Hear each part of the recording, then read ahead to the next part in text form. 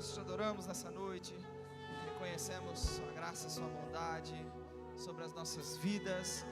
Oramos nessa noite para que o Senhor nos conceda espírito de sabedoria, revelação, no pleno conhecimento do Senhor, que sejam iluminados os olhos do nosso coração, faça-nos transbordar do pleno conhecimento da sua vontade, em toda sabedoria e entendimento espiritual.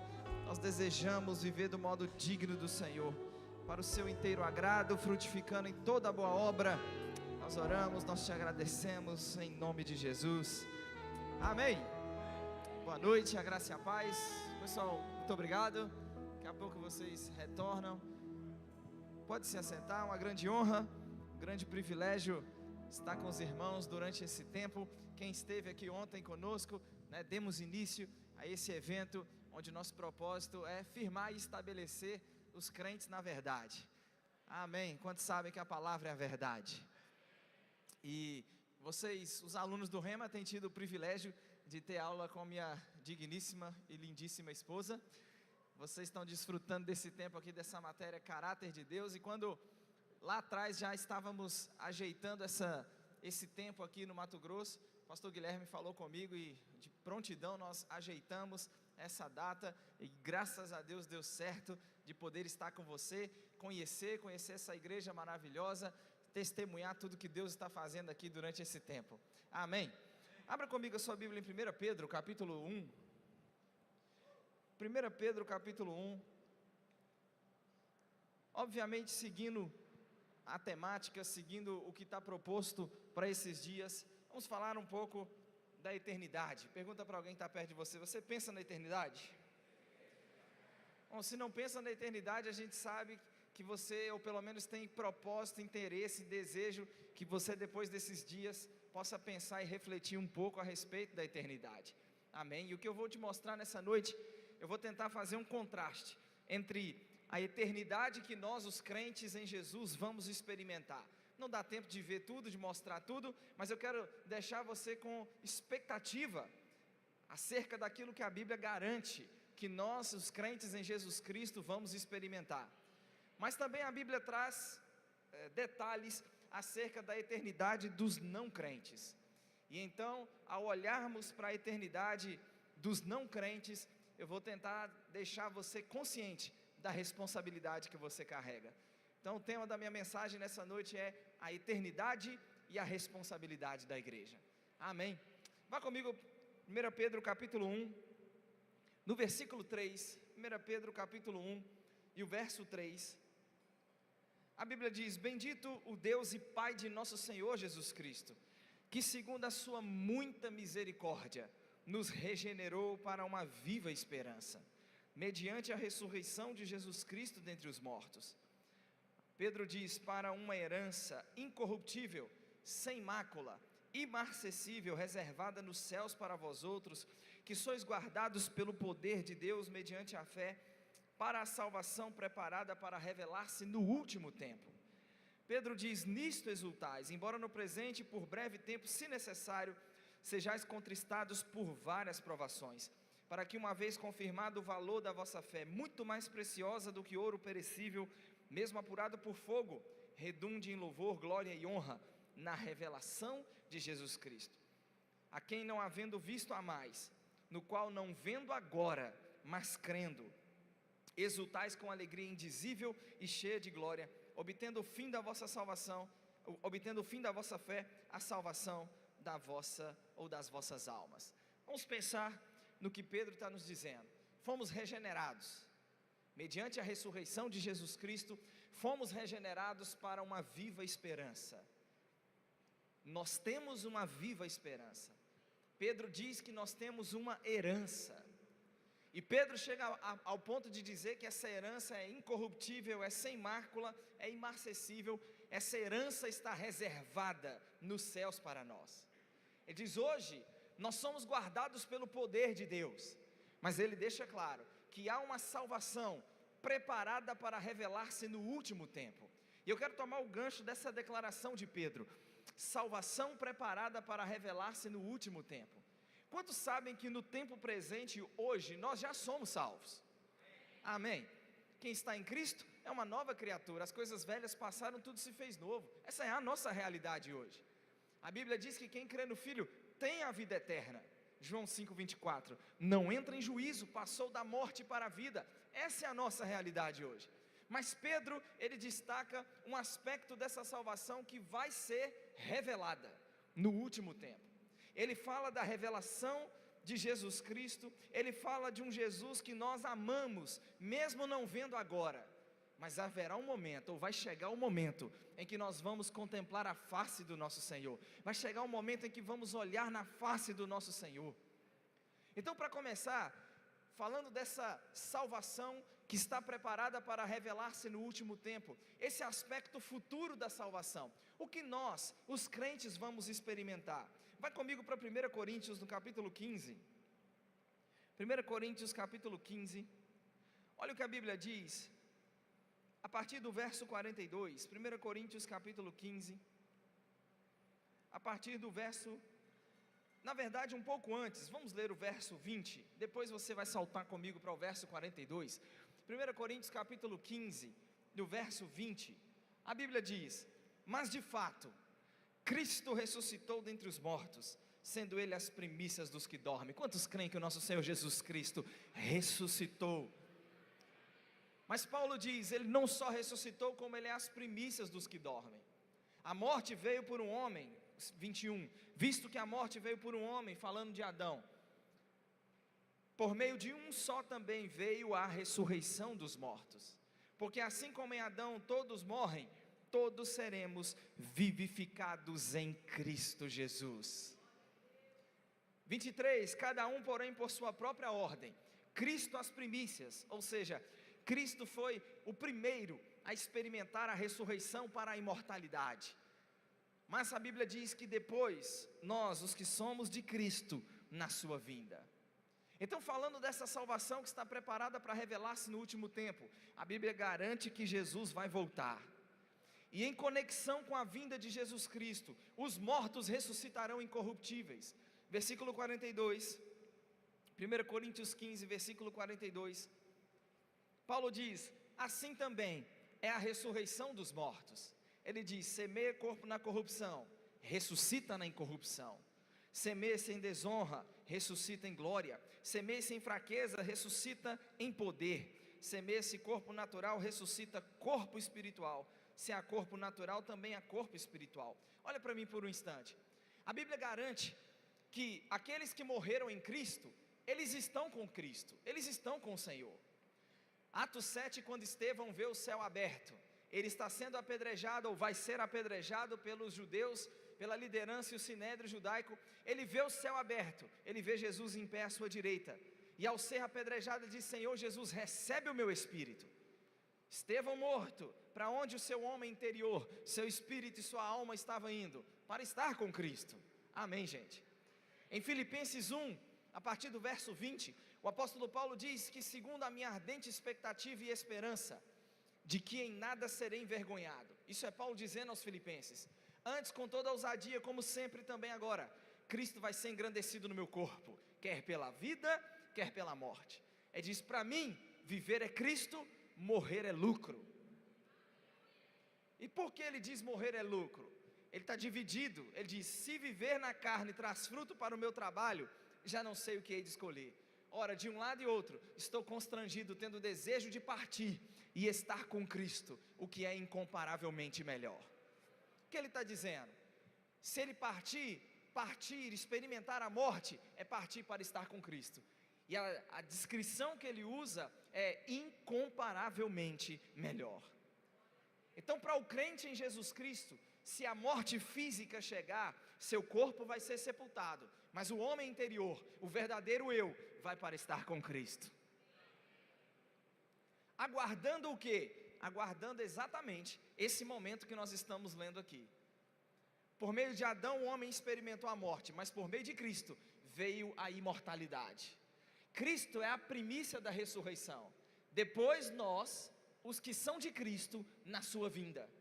Então, aqueles que morreram em Cristo, eles estão com Cristo, mas na vinda de Jesus, eles ganharão novos corpos, incorruptíveis, imortais, corpos de poder, corpos de glória. É isso que o texto está dizendo.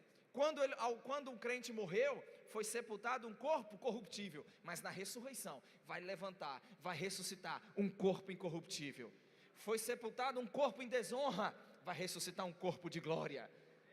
Paulo deixa claro, continua lendo o texto, versículo 45, pois assim está escrito: o primeiro homem, Adão, foi feito alma vivente, o último Adão, porém, é espírito vivificante. O que isso significa? Adão foi um ser que recebeu vida, Cristo é aquele que concede vida. O primeiro, verso 46, mas não é primeiro o espiritual e sim o natural, porque Adão veio antes de Cristo. O primeiro homem formado da terra é terreno, o segundo homem é do céu.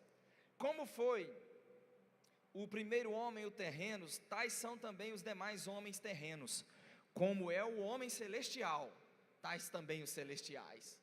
49, a moral da história, onde ele quer chegar: assim como recebemos a imagem do que é terreno, vamos receber também a imagem do celestial. Em outras palavras, o que Paulo está dizendo: esses irmãos, esses crentes, que na vinda do Senhor experimentarão a ressurreição, eles terão um corpo igual ao corpo da glória do nosso Senhor Jesus Cristo, igual ao corpo que Jesus tem agora. É a promessa do que os crentes experimentarão. Eles ressuscitarão em corpos de poder, em corpos de glória, em corpos imortais. A Bíblia garante que esse corpo será igual ao corpo do nosso Senhor Jesus Cristo. 1 João capítulo 3, João diz que agora somos filhos de Deus, mas ainda não se manifestou o que haveremos de ser. Então 1 João capítulo 3, verso 2, João diz: sabemos que quando Ele se manifestar, seremos semelhantes a Ele, porque haveremos de vê-lo como Ele é. Eu não sei você, irmãos, mas eu estou pronto para ver o meu Senhor como Ele é, e ser transformado em corpo de glória, de poder, igual ao corpo da glória dEle. Diga: os mortos ressuscitarão incorruptíveis. Mas a Bíblia não trata somente dos mortos. A Bíblia fala do que acontecerá com aqueles que estiverem vivos no momento da vinda do Senhor. Versículo 50 continua lendo: isto afirma, irmãos, 1 Coríntios 15, 50, isto afirma, irmãos, que carne e sangue não pode herdar o reino de Deus, nem a corrupção herdar a incorrupção. Eis que eu digo a vocês um mistério. Paulo diz: nem todos dormiremos. Essa palavra dormir aí, Paulo está falando da morte, ok? Nós poderíamos ler: nem todos morreremos. E por que ele usa dormir para fazer menção à morte? Quando a Bíblia assim o faz, é óbvio que um eufemismo está sendo usado. O que é um eufemismo? É uma palavra branda. Ao invés de dizer morreu, diz dormiu, para aliviar a expressão. Quando Jesus vai ressuscitar Lázaro, é claro no texto em João capítulo 11, Lázaro adormeceu e eu vou despertá-lo. Os discípulos pensavam que Jesus estava se referindo ao repouso. Não, Jesus, se dormiu está tudo bem. Não, Jesus então deixa claro: Lázaro morreu e eu vou despertá-lo. Paulo está usando dormir aqui como eufemismo, uma palavra branda. O que ele está dizendo em outras palavras é: nem todos experimentaremos a morte, mas transformados seremos todos. Pensa no que o mundo lá fora diz. O mundo lá fora diz: a morte é certa para todos, ninguém escapa da morte. Vai pesquisar seus amigos, companheiros de família, trabalho, gente que faz parte do seu dia a dia, pergunta para eles: o que você mais tem medo nessa vida? Te garanto que na maioria, em níveis de porcentagem, esmagadoramente vai ser medo da morte. Essas estatísticas não mentem. Mas para o crente, a morte não é certa. Enquanto o mundo diz que a morte é certa para todos, para o crente não. Porque o crente, a Bíblia garante que se o crente estiver vivo no momento da manifestação do Senhor, nem a morte ele vai experimentar. A Bíblia diz: seremos transformados de um abrir e fechar de olhos. Ao ressoar da trombeta, a trombeta soará. Os mortos ressuscitarão incorruptíveis, mas nós, os vivos, nós seremos transformados. Ele diz: esse corpo corruptível vai ser revestido da incorruptibilidade, esse corpo mortal vai ser revestido da imortalidade. Está pronto para ser revestido de imortalidade, de incorruptibilidade? Isso está relacionado ao que nós vamos experimentar. Isso está relacionado ao que Pedro falou, esta salvação preparada para revelar-se no último tempo. É por isso que, como o Willa falou ontem, a nossa esperança em Cristo não se limita só a essa vida. Nós não esperamos de Cristo só para essa vida. Há um capítulo ainda mais glorioso da nossa história que há de ser revelado na manifestação do nosso Senhor Jesus Cristo. Além dessa promessa incrível, a Bíblia deixa ou traz clareza acerca da nossa eternidade. Vá para o Apocalipse, capítulo 2. Capítulo 2 de Apocalipse, o verso 7.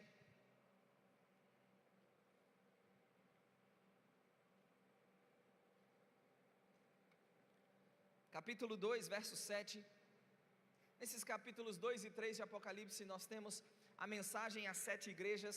E nós temos, cada uma dessas igrejas, a mensagem de Jesus termina com uma promessa. E aqui na igreja de Éfeso a promessa é: quem tem ouvidos ouça o que o Espírito diz às igrejas. Ao vencedor dar-lhe-ei que se alimente da árvore da vida que se encontra no paraíso de Deus. Está pronto para retornar para o paraíso? Está pronto para retornar para o lugar e a condição que nunca deveríamos ter saído? O pecado de Adão resultou em expulsão do paraíso. A obediência de Cristo significa que estamos fazendo um caminho de volta para casa. Aquele que nele crê, há uma promessa de se alimentar da árvore da vida que se encontra no paraíso de Deus. A Bíblia garante que vamos reinar, que haverá governo, domínio. Capítulo 21 de Apocalipse, a própria criação vai ser transformada. Capítulo 21, verso 1. Apocalipse capítulo 21, verso 1, a Bíblia diz: vi novo céu e nova terra, pois o primeiro céu e a primeira terra passaram, e o mar já não existe. O que a Bíblia garante e promete, irmãos? Novo céu, nova terra, uma criação que vai ser também transformada. Em Romanos 8, o apóstolo Paulo diz que os sofrimentos do tempo presente, Romanos 8, 17, eles não podem ser comparados com a glória que há de ser revelada em nós. Então Paulo diz: a ardente expectativa da criação aguarda a revelação dos filhos de Deus, pois a própria criação está sujeita à vaidade. Aí Paulo diz: não voluntariamente, mas por causa daquele que a sujeitou, na esperança de que a própria criação, também o cosmo criado, vai ser livre do cativeiro da corrupção, para a liberdade da glória dos filhos de Deus. Em outras palavras, uma criação transformada para suportar os filhos de Deus glorificados. Uau! A Bíblia diz que nesse novo céu e nessa nova terra, continua lendo o verso 2, vi a cidade santa, a nova Jerusalém, que descia da parte de Deus, ataviada como noiva adornada para o seu esposo. Então ouvi grande voz vinda do trono dizendo: eis o tabernáculo de Deus com os homens, Deus habitará com eles. Olha que coisa maravilhosa. Deus habitará com os homens, eles serão povos de Deus e Deus mesmo estará com eles, e lhes enxugará dos olhos toda lágrima, e a morte já não existirá, já não haverá luto, nem pranto, nem dor, porque as primeiras coisas passaram. Aquele que está sentado no trono disse: eis que eu faço novas todas as coisas. Escreve, porque estas palavras são fiéis e verdadeiras. Disse-me ainda: tudo está feito. Eu sou o alfa e o ômega, o princípio e o fim. E a quem tem sede, darei de graça da fonte da água da vida. E o vencedor, tem algum vencedor aqui nessa noite? O vencedor herdará estas coisas, e eu lhe serei Deus, e ele me será filho. Não foi isso que nós começamos a ler em Pedro? Regenerados para uma viva esperança, para uma herança. E aqui em Apocalipse nós temos alguns aspectos dessa herança que nos aguarda. Novo céu, nova terra, não vai haver morte, não haverá pranto, nem luto, nem dor, nem choro. As primeiras coisas passaram. Irmão, eu e você temos uma herança gloriosa, temos uma herança poderosa. E essa herança, Pedro disse, nós lemos, Pedro disse, está reservada nos céus. Em outras palavras, Pedro está dizendo, essa salvação está guardada em um lugar. Essa herança para o Filho de Deus está reservada e guardada em um lugar que ninguém vai poder tirar do crente. Ninguém vai poder alterar, ninguém vai poder mexer nessa herança que está reservada para o Filho de Deus. Continua lendo o Apocalipse agora no capítulo 22. A Bíblia diz no verso 3, Apocalipse 22 e o verso 3, a Bíblia diz, nunca mais haverá qualquer maldição. Nela estará o trono de Deus e do Cordeiro, e os seus servos o servirão.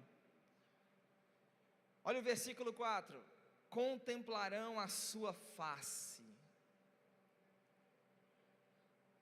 Eu não sei se você se lembra, mas Pedro diz que nós não vemos Cristo agora, nós o amamos, nós não vemos Ele agora, nós, mesmo não vendo Ele agora, nós o amamos, mas vai chegar o momento em que vamos contemplar a face do nosso Senhor. Contemplarão a sua face, e na sua fronte está o nome dele, então já não haverá noite, nem precisam eles de luz de candeia, nem de luz de sol, porque o Senhor Deus brilhará sobre eles, e reinarão pelos séculos dos séculos. Esquece aquela ideia de que a eternidade vai ser monótona, chata, cansativa, cantando num coral celestial por toda a eternidade, santo, santo, santo. Não é isso que a Bíblia ensina. A Bíblia ensina que Cristo vai transformar essa criação, novo céu e nova terra.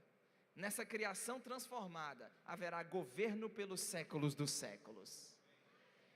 Qual razão e propósito Deus criou o homem? Governo e domínio sobre a terra. Deus disse ao homem, governe, domine, e o estado eterno vai testemunhar o pleno cumprimento da vontade de Deus. Filhos de Deus, glorificados, livres do pecado e todas as suas consequências, livres da maldição, nós vamos reinar sobre a terra, transformada, glorificada. Mas assim, Tiago, é porque você não sabe, né? A vida aqui é boa demais. Será que a vida aqui é tão boa a ponto de eu ignorar a eternidade? Deixa eu tentar usar uma ilustração. O baixista me autoriza aqui usar esse pedaço desse cabo? Se eu tirar aqui, vai estralar ou está multado aí? Só um pedaço. Deixa eu usar esse cabo aqui como ilustração. Imagina que esse cabo, o baixista me perdoe, depois você retorna para o seu posto, ok? Imagina que esse cabo,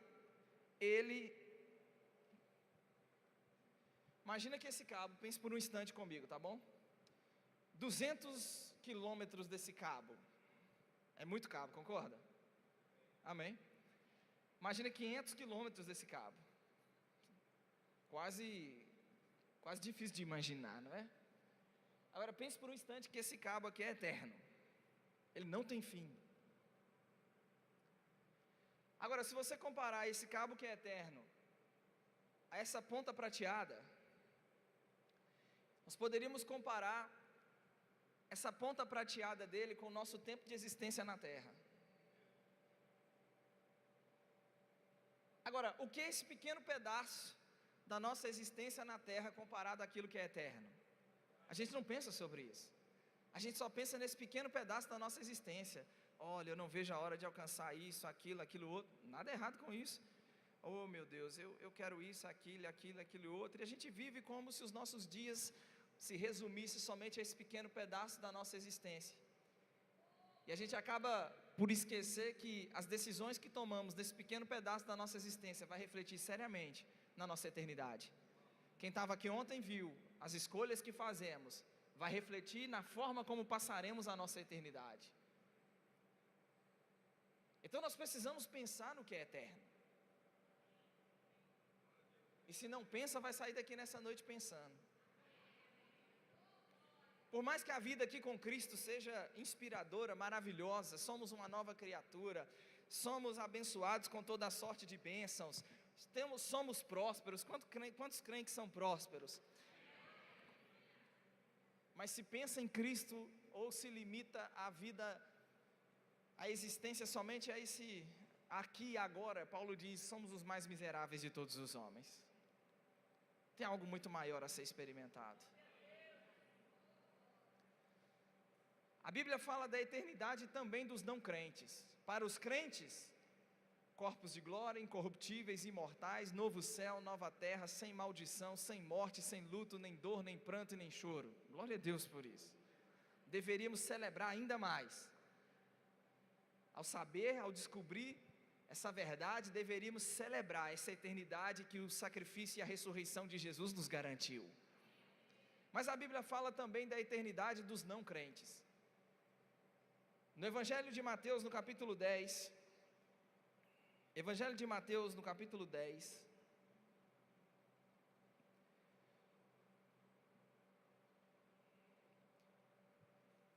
verso 28.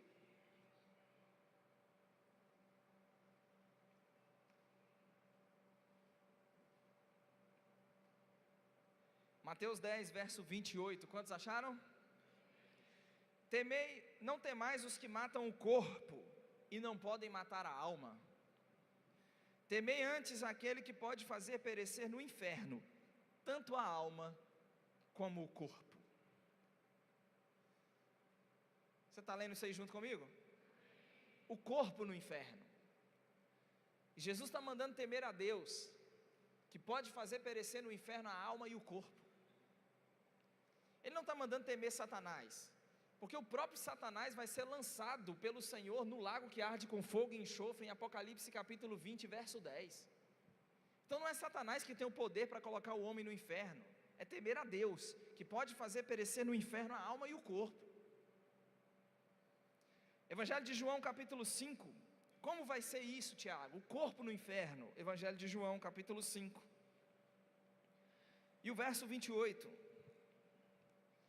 Evangelho de João 5, verso 28, a Bíblia diz: não vos maravilheis disso, porque vem a hora em que todos os que se acham nos túmulos ouvirão a sua voz e sairão.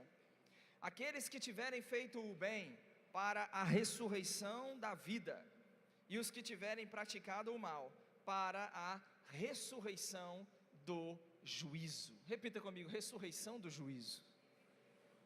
Nós acabamos de ver um aspecto da ressurreição nossa, dos justos, ok? Mas a Bíblia fala dos não crentes, dos incrédulos, e eles também experimentarão a ressurreição, mas para condenação, para juízo. Quando isso acontecerá? Apocalipse capítulo 20. Vá lá comigo, capítulo 20 de Apocalipse, e o verso 11.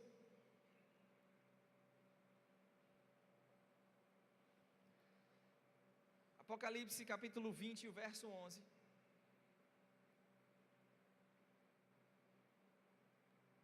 Quantos acharam? Vi um grande trono branco, e aquele que nele se assenta, de cuja presença fugiram a terra e o céu, e não se achou lugar para eles. Vi também os mortos, os grandes e os pequenos, postos em pé diante do trono. Então se abriram livros, ainda outro livro, o livro da vida foi aberto. E os mortos foram julgados segundo as suas obras, conforme o que se achava escrito nos livros. Versículo 13, deu o mar os mortos que nele estavam. O que Jesus acabou de falar: ressurreição para condenação, ressurreição para juízo. A morte e o além entregaram os mortos que neles haviam, e foram julgados um por um, segundo as suas obras. Então a morte e o inferno, ou Hades, quantas Bíblias dizem Hades? Se você está com a sua Bíblia aberta aí, a morte e o Hades, guarda essa expressão, ela é importante. A morte e o Hades foram lançados para dentro do lago de fogo. Esta é a segunda morte, o lago de fogo. Eu sei que é complicadíssimo nós nos colocarmos naquela posição de dizer quem foi salvo e quem não foi salvo. Eu sempre brinco dizendo que eu não sou porteiro da eternidade. Não sou eu que estou lá para garantir quem entra e quem não entra, quem está garantido e quem não está. Mas a Bíblia fala claramente de homens sendo lançados no inferno. Aqueles que morreram sem salvação, que morreram sem Cristo, seus corpos foram sepultados. Mas a Bíblia descreve um lugar chamado Hades, um lugar de tormento, um lugar de sofrimento. Em Lucas capítulo 16, Jesus ensinou a respeito desse lugar e deixou claro que o rico estava no lugar de tormento, atormentado na chama do Hades. A Bíblia mostra o Apocalipse, capítulo 20, o Hades sendo lançado no lago de fogo. Como é isso? O que vai acontecer? O que nós temos descrito aqui no capítulo 20 de Apocalipse, o juízo do trono branco, esse juízo vai ser um juízo para todos os não crentes, todos aqueles que não creram em Jesus, e toda a história, toda a revelação bíblica, todos aqueles que não forem salvos, serão julgados no juízo do trono branco. Vale destacar, antes propriamente de falar do juízo, que esse lugar não foi feito para seres humanos. A Bíblia diz em Mateus 25:41 que o inferno foi feito para o diabo e seus anjos. E a pergunta então a ser respondida é: por que nós temos um relato bíblico de seres humanos sendo lançados no inferno? A resposta está em João capítulo 3. Deus enviou seu Filho ao mundo, João 3,17, não para que julgasse o mundo, mas para que o mundo fosse salvo por meio dele. Quem nele crê? Quem nele crê aqui nessa noite? Quem nele crê não é julgado, mas a Bíblia diz que quem não crê já está julgado, porquanto não crê no unigênito de Deus. João 3,19, o julgamento é esse: a luz veio ao mundo, Jesus, mas os homens amaram mais as trevas do que a luz, porque as suas obras eram más. Porque mesmo esse lugar não tendo sido feito para seres humanos, nós temos o relato de seres humanos que serão lançados no lago que arde com fogo e enxofre, porque rejeitaram a salvação oferecida por meio de Cristo Jesus. Amaram mais as trevas do que a luz. A Bíblia descreve porque as suas obras eram más. Então estes que morreram sem salvação estão no Hades, experimentarão a ressurreição do corpo, terão as suas obras julgadas. Não é isso que você acabou de ler comigo aqui? Livros foram abertos ainda, outro livro, o livro da vida foi aberto, e eles são julgados conforme o que está escrito nos livros. O que nós entendemos com a leitura desse texto? Tudo o que foi feito durante a vida ficou registrado nesses livros. Chegou a hora de prestar contas. Eu disse, eu não sou porteiro de eternidade, mas imagina o Hitler tendo as suas obras julgadas. Imagina homens perversos que fizeram atrocidades. Quando você lê um relato como esse, você precisa pensar que é toda a bondade, é toda a equidade, é toda a justiça divina julgando o mal. É uma coisa boa quando o mal é julgado, gente. É uma coisa boa quando a justiça é feita. Quando você vai para um tribunal e o indivíduo que cometeu crimes e mais crimes hediondos, quando a justiça é feita, isso é uma coisa boa. Eu sei, quantos de nós muitas vezes não somos tomados, quantos de nós não somos tomados por aquele sentimento de indignação, porque Deus não intervém no mundo e acaba com todo o mal de uma vez só? Quem já não pensou assim? Quem já não teve vontade de orar por alguém: Senhor, cai fogo do céu e consome fulano de tal, por favor? Hein, gente? Quem nunca orou assim? Quem nunca ficou tentado a orar dessa forma? Deixa eu te dizer uma coisa: justiça tardia não é justiça negada. Vai chegar um dia em que Deus vai acertar contas com os perversos, e que eles serão, cada um deles, julgados justamente por suas obras, e no corpo serão lançados no lago que arde com fogo e enxofre, para serem atormentados de dia e de noite pelos séculos dos séculos. Eu não tenho problema nenhum em falar sobre isso, porque é tão bíblico quanto a salvação, quanto a bondade, quanto a misericórdia de Deus. A justiça divina exige um juízo, a justiça divina exige que o mal seja punido, e esse Deus direito, esse Deus correto, esse Deus que ama a justiça e odeia a iniquidade, vai julgar e punir o mal. Agora, caminhando para encerrar com você, ao olhar para um relato como esse, eu preciso estar consciente da responsabilidade que eu carrego. Porque vamos lá, esse lugar não foi feito para seres humanos. Já te mostrei, já te disse que eles serão julgados porque amaram mais as trevas do que a luz. Ok, pessoal?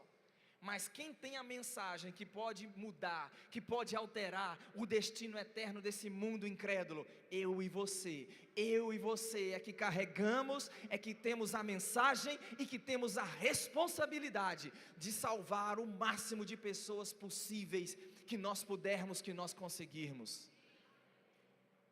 Eu não posso olhar para um relato como esse, por mais que aquele senso, aquele sentimento de justiça, quando nós lemos esse texto, entendemos que ele vai ser satisfeito, esse clamor por justiça vai ser satisfeito, mas até que ele aconteça, até que esse juízo, até que chegue o momento da manifestação desse juízo, eu e você, nós precisamos trabalhar para a salvação de vidas, eu e você precisamos trabalhar para a pregação do Evangelho, eu e você precisamos tomar um lugar na responsabilidade que nos cabe.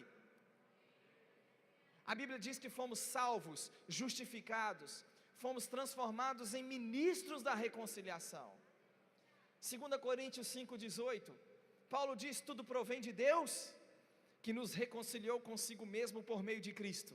Mas não parou por aí, Ele não só nos reconciliou, Ele não só nos levou a um lugar de comunhão, mas Ele nos deu o ministério da reconciliação. Você é um ministro, um embaixador, uma embaixadora. Paulo diz, nos deu o ministério da reconciliação. Ele continua no versículo 19, a saber, que Deus estava em Cristo, reconciliando consigo o mundo, não imputando aos homens as suas transgressões, e nos confiou a palavra da reconciliação. Paulo diz, nós somos embaixadores em nome de Cristo, como se Deus exortasse por nosso intermédio. A Bíblia diz, em nome de Cristo, pois rogamos que vos reconcilieis com Deus. Essa é a nossa tarefa, essa é a nossa responsabilidade, é dizer a esse mundo aí fora, é dizer a essas pessoas que aí fora estão afastadas, dizer para elas, vocês estão reconciliadas com Deus, porque por meio de Cristo, Ele não levou em conta os pecados, Ele não levou em conta as transgressões. Você pode se achegar a esse lugar de comunhão, a esse lugar de relacionamento com Ele. Fala para alguém que está perto de você, a mensagem é da reconciliação, não da condenação. Tem muito crente que pensa que a mensagem é da condenação. Não, irmão, a mensagem é da reconciliação. Ah, mas Tiago, Jesus falou muito de inferno, Jesus falou muito de condenação eterna. Sim, irmão, Jesus falou muito de condenação eterna, Jesus falou muito sobre o inferno. Mas você já parou para pensar qual foi o contexto em que Jesus falou de inferno e de condenação eterna? Jesus não começou seu ministério pregando inferno, Jesus não começou seu ministério pregando condenação eterna. Jesus só pregou condenação eterna, só pregou inferno, onde a mensagem foi pregada, numerosos milagres foram operados e não houve arrependimento. Em Mateus capítulo 11, no verso 20, a Bíblia diz, passou então Jesus a denunciar as cidades. Mateus 11 verso 20, passou Jesus a denunciar as cidades, nas quais ele operara numerosos milagres, pelo fato de não terem se arrependido. Agora, ele só vai denunciar essas cidades, porque numerosos milagres foram operados, a mensagem foi pregada e não houve arrependimento. Então ele diz, ai de ti Corazim, ai de ti Betsaida, se em Tiro e em Sidom, se tivessem operado os milagres que em vós se fizera, há muito, ela teria se arrependido com pano de saco e cinza. Jesus diz, contudo vos digo, no dia do juízo, Apocalipse 20 verso 11, haverá menos rigor para Tiro e Sidom do que para vós outras. Em outras palavras, o que Jesus está dizendo, Corazim e Betsaida, você viu inúmeros milagres, a mensagem foi pregada, vocês não se arrependeram. O rigor no juízo, no dia do juízo, o rigor que vai ser usado com você vai ser maior do que aquele que vai ser usado com as cidades pagãs de Tiro e Sidom. Quem está entendendo, gente? Jesus falou de condenação, sim, ele falou de condenação, mas ele falou de condenação em um contexto onde a mensagem foi pregada, milagres foram operados e não houve arrependimento. A mensagem que carregamos é a mensagem da reconciliação. Philip Yancey, em seu livro Maravilhosa Graça.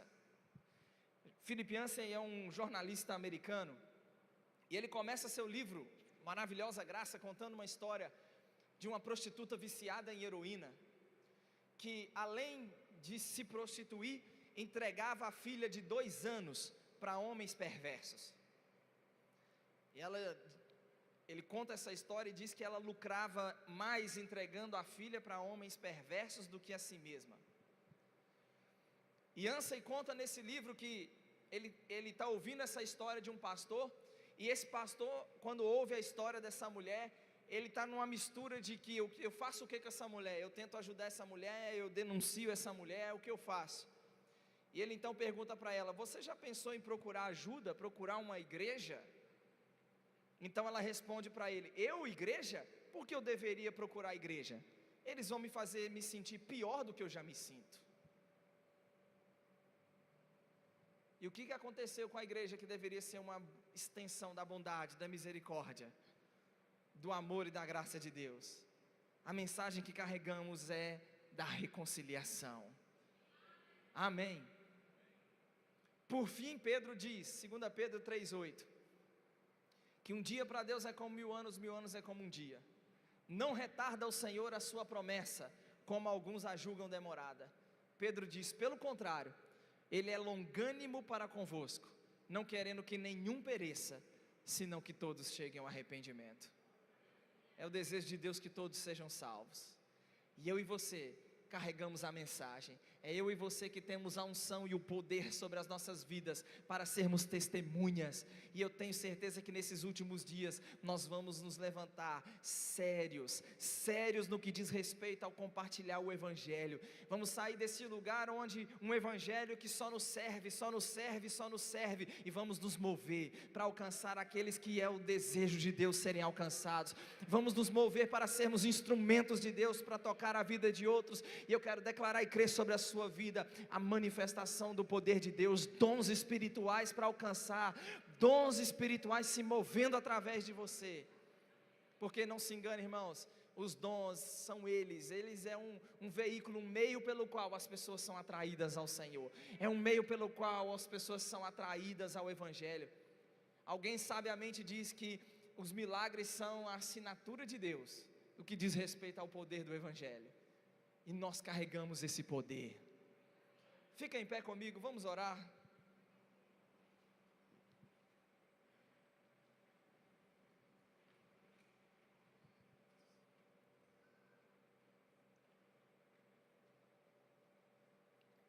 Quem recebe essa palavra nessa noite?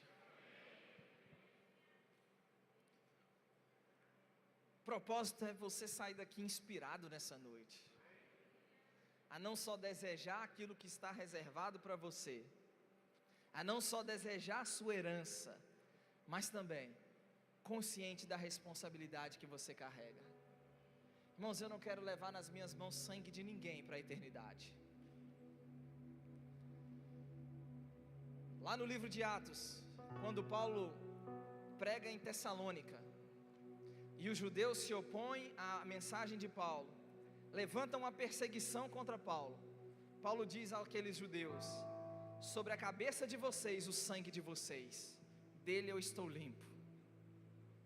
Eu não quero por omissão ser responsável e ter sangue nas mãos de ninguém. Ah, mas eu tenho vergonha. Eu oro para você ser tomado de uma ousadia. Você não vai falar de você mesmo, tomado pelo poder do Espírito de Deus. Ah, eu não sei pregar. Fala o que Ele está fazendo na sua vida. Está fazendo alguma coisa na sua vida? Eu tenho certeza que está. Por si só já é motivo de trazer impacto, de alcançar outros. Eu quero fazer um desafio a você. Você, a partir dessa noite, colocar como alvo 2 pessoas. Vamos começar com 2 pessoas. Colocar como alvo alcançar 2 pessoas, seja da sua família, seja do seu trabalho, seja da faculdade, eu não sei. Se você é daqueles que é movido por desafio, pensa naquele mais endemoniado que você conhece, que você olha para essa pessoa e diz: essa aqui ser crente? Eu nunca imaginar na vida esse aqui ser crente. Se você é daqueles que topa desafio, a partir de hoje, dessa reunião, coloque essa pessoa como alvo das suas orações. Senhor, eu oro, como eu devo orar? Senhor, eu oro para que os olhos do entendimento dessa pessoa sejam iluminados, porque a Bíblia diz que Satanás, o Deus desse século, cegou o entendimento dos incrédulos. Eu oro para os olhos do entendimento dessa pessoa iluminados. Senhor, eu oro porque eu vou ser um instrumento do Senhor para alcançar essa pessoa. Eu oro porque eu vou ver essa pessoa rendida a Cristo. Eu oro porque essa pessoa vai ser um ganhador de vidas para o Senhor, vai ser uma bênção para o reino de Deus. Trazer para a igreja, fazer discipulado, crescer espiritualmente, vai ser um efeito colateral, vai ser a consequência. Mas você vai ser um instrumento de Deus para alcançar alguém. Você vai ser um instrumento de Deus para a salvação de alguém. Vamos orar. Oh Pai, nós te agradecemos. Te agradecemos pela salvação que está preparada para revelar-se no último tempo. Nós te agradecemos pela herança gloriosa, gloriosa, gloriosa que nos aguarda. Mas não somente isso, nós nessa noite tomamos consciência da nossa responsabilidade.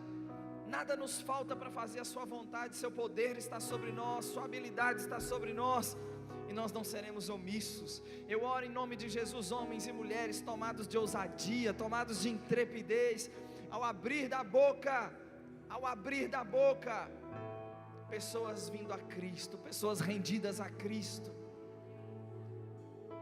Oh Pai, nós ouviremos de testemunhos, não só de 2, mas de 3, de 5, de 10, de 15, de vidas salvas através de nós. Eu oro por essa igreja, por essa obra, tudo que o Senhor está fazendo nesse lugar. Continue realizando a tua obra, o teu querer, a tua vontade. Eu oro por trabalhadores, homens e mulheres fiéis, que se ligarão no coração, que se ligarão à visão. Oro por estratégias, sabedoria.